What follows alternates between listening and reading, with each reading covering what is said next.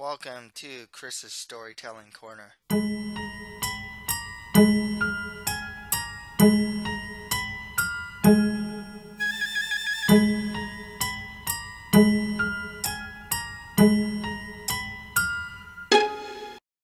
This is Christopher Moldong. Today, I'm going to do a manga review for Your Lie in April, volumes 4 and 5. Be sure to also check out my list for best katana users in anime and manga. Next time, I'll have a manga review for Your Lie in April, volumes 6 to 7, a reading of my short story, The Underachievers, pages 1 and 2, a movie review for Baby Driver, and in a few weeks, a movie review for Spider-Man Homecoming. You can check out my author's website at www.chrismoldong.com. You can buy my first novel, a fantasy adventure called The Monster Prince in the Condiment Kingdom, for $4.99. Also for $2.99, you can buy my short story collection, a collection of 10 short stories into horror, fantasy, and realistic fiction genres. Check out my Twitter page and author's Facebook page. Links to all these will be provided on the description. Don't forget to subscribe, share, and comment to this channel if you're on YouTube, or follow, share, and comment on this channel if you're listening to this on SoundCloud. If you're listening to this on iTunes or Stitcher, please rate, review, and share this channel. So the way that this is going to work is I'm going to do a recap of Volume 4 of Your Lie in April and give my thoughts on the volume, and do the same for Volume 5 as well. So let's go with the manga reviews for volumes 4 and 5 of Your Lie in April, starting with volume 4 here. The volume begins with Aiza completing his performance. His instructor mentions how a rival is far better than any teacher, and Kosei helped Aiza grow. Aiza finishes his performance with strong approval from the audience. Emi tells Kosei that it's all his fault, and that he was the reason that Aiza was pushed that far to catch up to him. Kosei asks Emi, "What about you?" She says, "Don't make me laugh." Aiza gets backstage and emphatically asks Kosei if he saw that. Kosei says he was amazing, and Aiza becomes all bashful with Kosei. The judges compliment Aiza, but mentions that Emi has really fallen behind. Emi's instructor tells Aiza's instructor that Emi is very fickle and that the slightest thing can change her performance drastically. The target she was meant to defeat had disappeared, but today she will be different.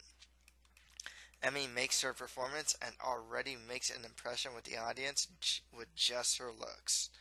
Emi plays well, and she knows that's because after 2 years, Kosei's here. Emi's music is filled with color. We're shown Emi as a child. She was a girl with many talents and had a future filled with many possibilities. One Sunday, when she was 5 years old, after a recital, she took her parents to a park, climbed the jungle gym, and announced that she is going to be a pianist. We're shown another flashback when she was a little older, telling her teacher that she saw Kosei's first performance. When his fingers touched the keys, her future was set in stone.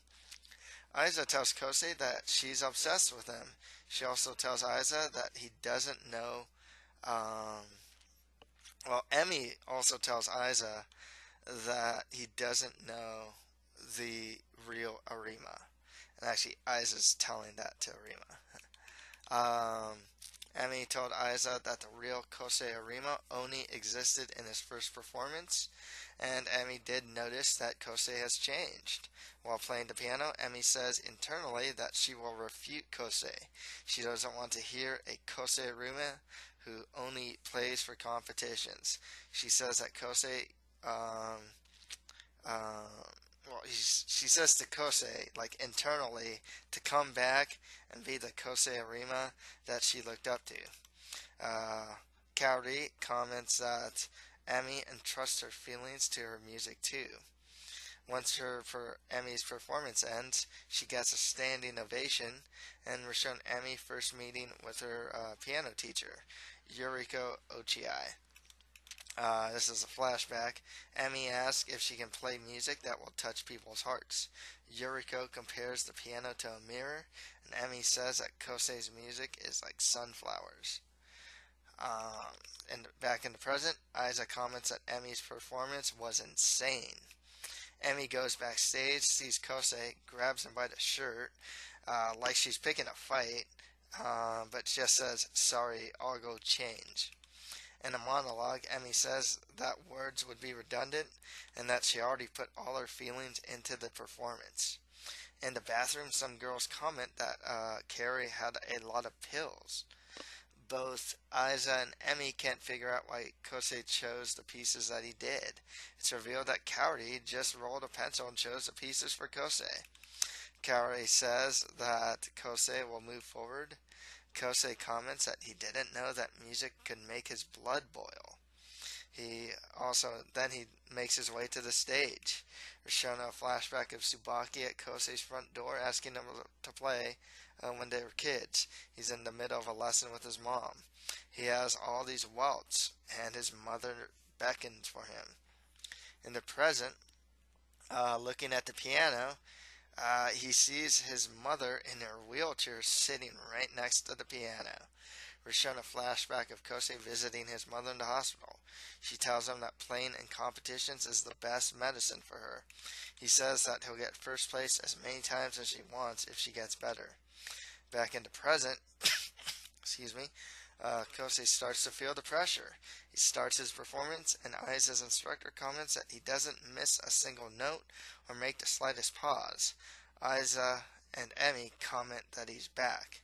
His mother starts to speak with him and asks if he'll get first place for her again. We're shown a flashback as kids of Tsubaki, Watari, and a group of kids playing dodgeball. Kosei walks by and Tsubaki asks him to play.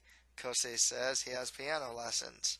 So Kosei, Watari, and Tsubaki walk home, and Kosei covers the welts on his arms. Watari asks about Kosei's mom, and Kosei says that she's in the hospital but puts himself at fault. The next day, still as kids, Kosei tells Watari and Tsubaki that his mom is coming out of the hospital to see his recital. He gives the best performance that he can give. In the lobby, Kosei's mom slaps him and berates him for not playing to the score. He throws his sheet music at her and tells her he can just drop dead for all I care. It's the last thing he ever said to his mother. She took a turn for the worst, and she was gone. A young Kosei tells Tsubaki that he's still playing in the finals. We're shown present-day Kosei playing at the Maiho competition, and his mother tells him that this is his punishment. He then cannot hear the music. Emi's instructor comments that there's a rumor that Kosei can't hear music.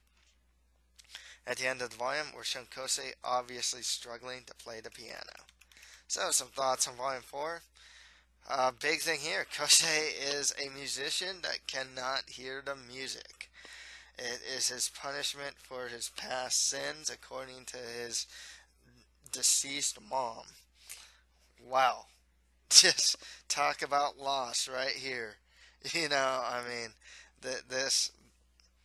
whole manga so far, it's about loss. The guy lost his mom, he lost his drive to play the piano. Now when he goes to play the piano, he lost his ability to hear the music. Wow. you know, what can I say? He's competing with some tough competition, and I don't know how he's gonna be able really to get out of this predicament of not being able to hear the music, to be able to be the human metronome and play to the score when he can't really hear it. That's going to be a very interesting challenge for him moving forward. We're shown Aiza. He's pretty intense. He's an intense dude. Very different from Kosei, who's a lot more calm, cool, and collected. Aiza is just a guy that he's not angry, but he's just, like I said, the only word I can use is intense. He wants to win, he wants to beat Kosei. Did you see that? He's just like really When he's into something, he gets really passionate about it. Obviously, he's a very passionate guy. Where, you know, he kind of wears his emotion on his sleeves. Emmy's a little different. She is a little more facetious, I guess. Like, she plays it cool and aloof, but like she in her music though she really puts her emotions out there. But it looks like she keeps her emotions as close to as close to herself as possible. But it will come out when she's angry or whatnot. It's just kind of few and far between. She just presents this image of cool, aloof, and whatnot. Her childhood was really interesting, influenced by Kosei, obviously. Um, you know, she was good at everything, but can't beat this guy, and seems like she has some sort of interesting feelings for Kosei. It's like this, it's admiration, obviously, but in a sense, like it seems just so deeply rooted and kind of intense that she wants to like more or less refute Kosei in a sense, you know, that like um you almost have to wonder if it's a little more than that. It's like her feelings towards this guy who got her into piano is just that intense. I just gotta wonder if it's actually a little more than that. You know, speaking of a little more than that, feelings wise, Kosei and his mom. What a complicated relationship here. It's just like you know, Kosei as a kid just wanted to make his mom feel better.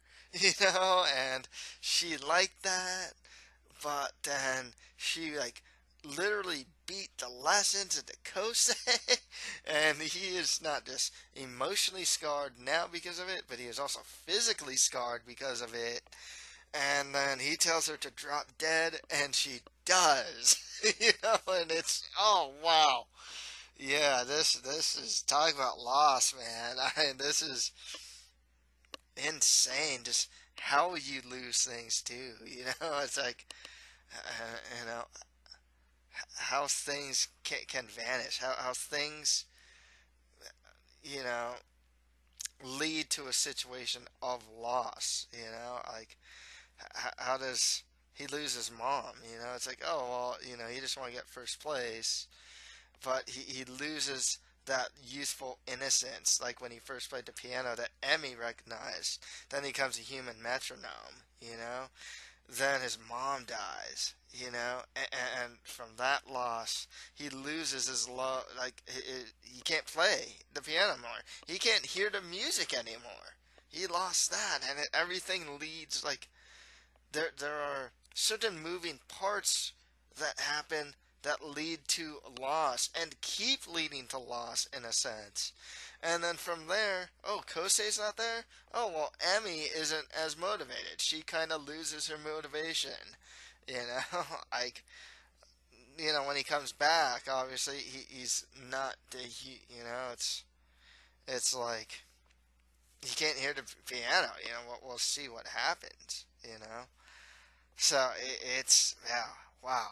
They really developed show the themes and things. It's really good about the series. Things just play into each other in some way, shape, or form if you really look at it. Let's go to Volume 5. Volume begins with Kosei walking with Watari. Watari says that he missed a chance to be a star. So that's, if there's some of the competition, this is obviously like in the past, but not in the in the near past. He'll let Kosei be the star. Watari talks about setbacks and adversities, and then comments that the stars shine at night. Back in the present, Kosei's piano sound is all uneven and getting faster and faster. The music won't come to Kosei. Sound is being swallowed up by the depths of the ocean. His mother tells him that this is his punishment for rejecting her and rejecting her dream. The audience starts to get critical of Kosei's performance. His mother tells him that solitude is his punishment. Aiza asks if this is the same Arima. Kosei then stops playing. Aiza is just, he has this like, you've got to be kidding me, like, reaction to that too, by the way. Uh, Kosei then sees an image of Kaori and starts playing again, but the tempo is still uneven. He asks himself who he is playing the piano for. He imagines Kaori and says that he'll play for her. His playing is changing again for a third time. At first, it's all like human metronome. Second, it's all uneven. Now, I guess it's changing again. Emi comments that the sound is changing and that music is starting to shine. Kosei starts thinking of different things as he's playing. Emi comments that we're being immersed in Arima's world. Kosei comments that all he needs is one person and all he needs is you, which he's obviously talking about Kaori. Kaori comments that he's finally come back. It's commented to Kosei that you're free. Emi briefly sees the young Kosei. Kosei finishes his performance and the audience is confused. Aiza's instructor comments that his face does not have an ounce of regret. Kosei hopes that it reaches Kaori, the performance, and Kaori is shown crying. Kosei sees his mother at her favorite spot to the left. It's like all the way to the left, and she smirks. It's kind of like this weird smile, smirk, grin thing. It's not really a smile, really. Sneer is more like it. Kosei sees his mother, the head judge that was outraged by Kosei's performance. Emi's instructor comments that Kosei is interesting. He's starting to stand on his own, but the emotions he suddenly found himself with seem a bit too much for him to handle. We're shown a woman clapping and saying, "Not bad, mediocre boy." We're shown a young Aiza talking about heroes and seeing Kosei perform. Kosei is obviously his hero. Kosei then in the present runs into the head judge, who tells him that a competition is a sacred garden of music. It is not where one tries to find oneself. So the woman, Hiroko Seto, who called Kosei mediocre boy, approaches him, and they're acquainted. She's even with her daughter, and comments that it's been 2 years. Kaori says that Hiroko is the best pianist in Japan and even has CDs. She went to music school with Kosei's mother, Saki Arima. Hiroko suddenly hugs Kosei. We're then shown a young Hiroko holding a baby Kosei, standing along with Saki. She asks Saki if she's going to make Kosei a pianist, and Saki says she wouldn't put him in such a brutal career. Ooh, the irony of that. The irony there. A young Hiroko says that Kosei is a genius. Hiroko tells Kosei to look at the results, even though he knows that he got disqualified. So that's in the present now. Kosei's friends show up, and Hiroko asks which girl he likes. Hiroko tells him that his piano was singing and it said, "I love you." Kosei looks at the results, and Aiza approaches him. Aiza asks what he's been doing all this time and says that his performance is so messed up. In an internal monologue, Aiza comments that Kosei is just like a regular old human. Kosei tells him that that's all he's got right now. Mozart says we need to travel. We're still in the middle of our journey. Kosei walks away, and Aiza tells Emi that he's changed. Kosei, Kaori, Wataru, and Tsubaki walk home next to a train track. He starts thinking about things like losing and being the human metronome. He suddenly starts running and internally says, "I'm human." Back in Kaori's home, Kaori receives a letter from the Toa Music Competition Executive Committee. Hiroko and her daughter come to Kosei's house and see him asleep on the floor under his piano. Kosei apparently played all night until he passed out. At school on the roof, Kaori finds Kosei and his friends and tells them that she got an invitation from the Toa Hall office. They got invited to play at the gala concert. Kaori asks Kosei if he's in.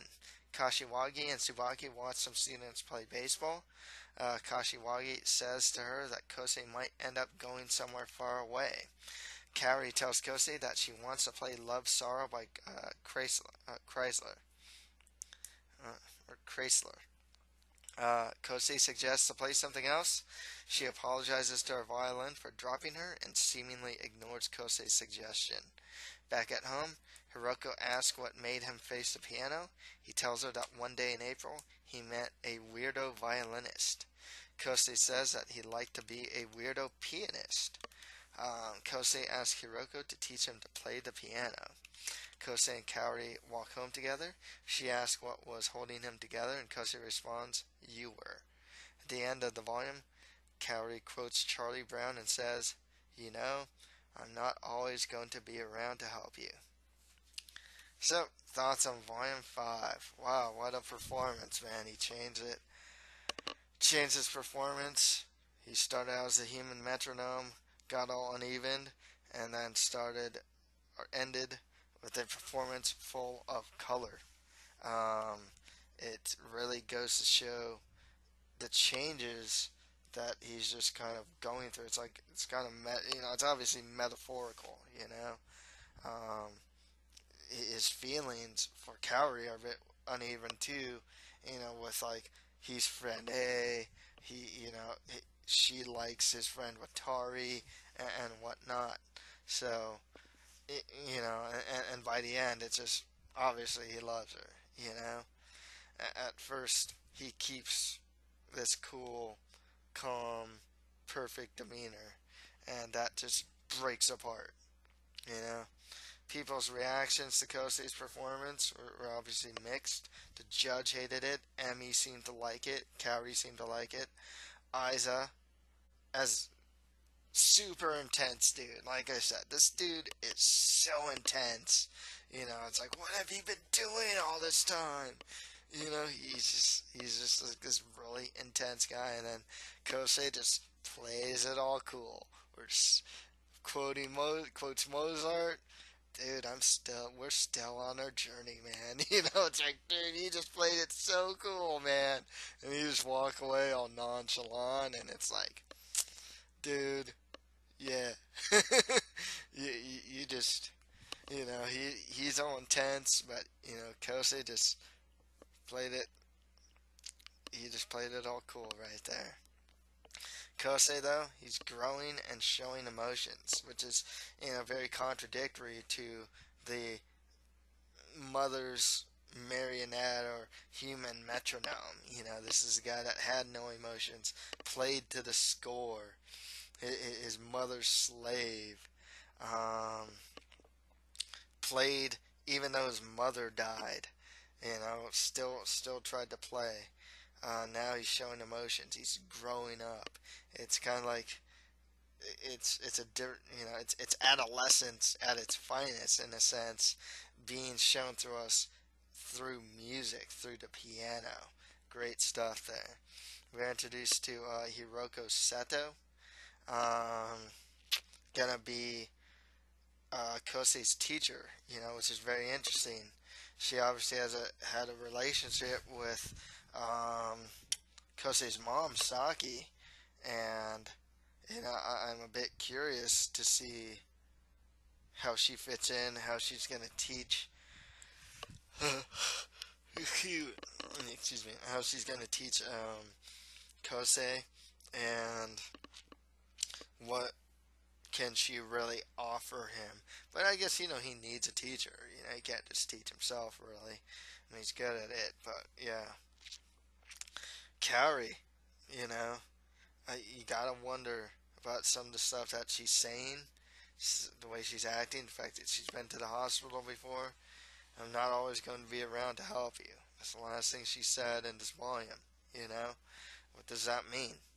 Um, but for now, it looks like they're gonna play at that upcoming gala concert. So that looks like, and that looks like the next big concert that's gonna happen. Gotta wonder what the preparation's gonna be like. How Kosei's gonna deal with these new feelings.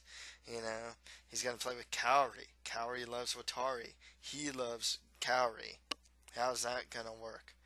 Um, and so on and so on. So that's all for today. If you like this, don't forget to subscribe, share, and comment to this channel if you're on YouTube, or follow, share, and comment on this channel if you're listening to this on SoundCloud. If you're listening to this on iTunes or Stitcher, please rate, review, and share this channel. Thank you for listening to this manga review. Next time, I will have a manga review for Your Lie in April, Volume 6 and 7, a reading of my short story, The Underachievers, pages 1 and 2, a movie review for Baby Driver, and in a few weeks, a movie review for Spider-Man Homecoming. Thank you, and until next time.